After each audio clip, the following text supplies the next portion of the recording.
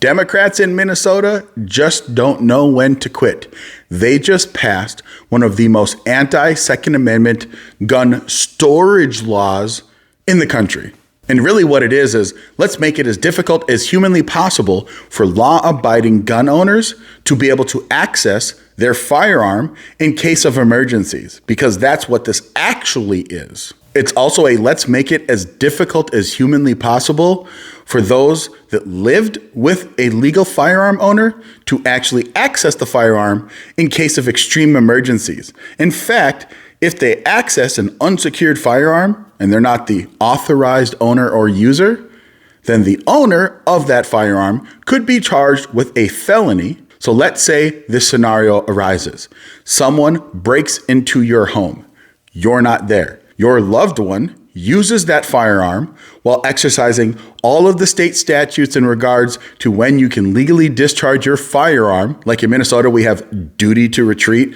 That standard is garbage. But let's say that your loved one, that they apply all of the silly rules, and still the person that broke into their home will not stop trying to get to them. They've called 911. The police aren't showing up. And so when they discharge that firearm, they strike and tragically kill the intruder. Guess what?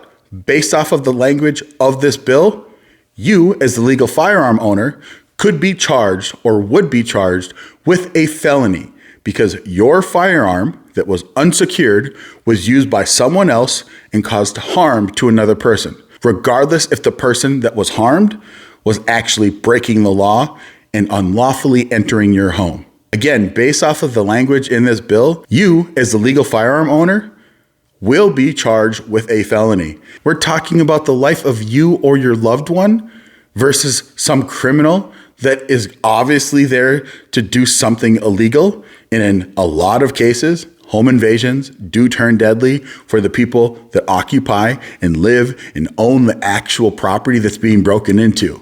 At the end of the day, this is a terrible bill. The Democrats passed it. They almost all stuck together. There was literally one Democrat, shout out to that person, I can't remember what their name is, but they still had enough votes to pass it. Now there is hope that in the Senate, they don't actually have that same cohesion. At least that's what some of the initial reports are. So it's possible that this bill will not pass the Senate. I also want to give a shout out to Rob Dorr and the guys over at the Minnesota Gun Owners Caucus. They are one of the best 2A advocacy groups in Minnesota. I personally think they're one of the best in the nation. I just hope that you pay attention because there's still 10 days left in the session and there's still a bunch of other anti-2A bills that are coming down the pike.